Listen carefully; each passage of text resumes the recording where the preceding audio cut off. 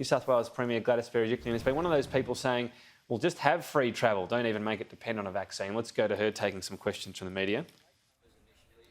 Lingering number from yesterday, 30% of people do not want to get a vaccine, a lot of those in an older category. What are governments, both state and federal, going to do to get people across the line to embrace this program? Well, I think the great news is that we know 2/3 of our population is keen to get vaccinated, and that's a big job. In New South Wales, we have 6 million adults, so 2/3 of that number is still a huge number. So we're nowhere near those number of jabs, and remember, everybody needs 2 jabs to be completely vaccinated.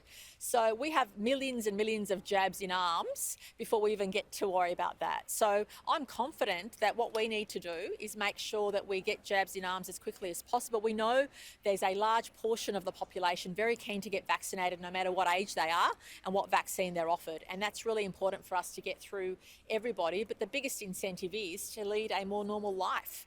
We can't be shut off from the rest of the world forever.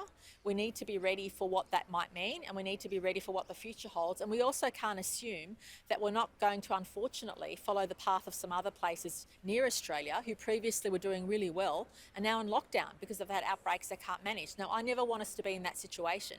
The more our population is vaccinated, the more we're protected against outbreaks, the more opportunities we have to open up to the rest of the world, the more opportunities we have to welcome home more Australians than what we do every week. I mean, New South Wales is punching well above its weight in terms of carrying the burden.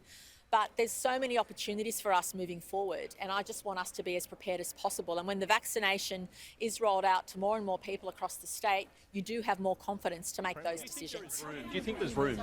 Sorry, who hasn't asked a question yet?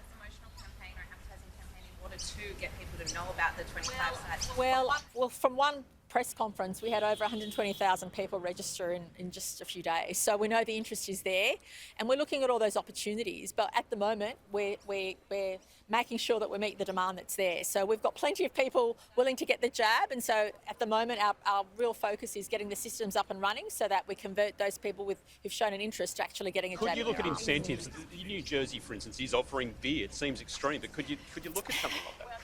Well, look, there's always incentives, and the greatest incentive is to know that you've got that extra bit of hope for leading a more freer life and a life that's connected to the rest of the world and not having to worry about your loved ones. I mean, well, I think the public in New South Wales and Australia are eminently sensible and appreciate the benefits of getting vaccinated. And for me, it's not just the fact that I feel a bit safer that I've got it, but I know at least that my chances of giving it on to my elderly parents or to other people, because I'm in contact with a lot of people, the fact that I've reduced my chances of spreading it to anybody else, even though I feel that I'm doing everything right, that gives me a degree of comfort. I think there's plenty of incentive there already. I think whilst at least 2/3 of the population are keen to get the vaccine, let's get us on that down that path, and then we can kind of consider issues as we go along. But I think the more people that get vaccinated, the more people will be keen to get the vaccine, especially given the opportunities it provides. And I think we do need to be more ambitious in our timeframes of when people can get vaccinated. Premier, when did you first become aware? Does anybody else have any health questions yet? Do you need to be vaccinated? Something like QR codes becomes a thing of the past. Well, I think we'll need to live with QR codes indefinitely. And I say that because, again, at a time in the future when we open up our borders and reconnect with the rest of the world, people are going to be coming into our country. So until the deadly consequences of COVID are around, we have to get used to some things that will always be around, and QR codes are likely to be one of those things.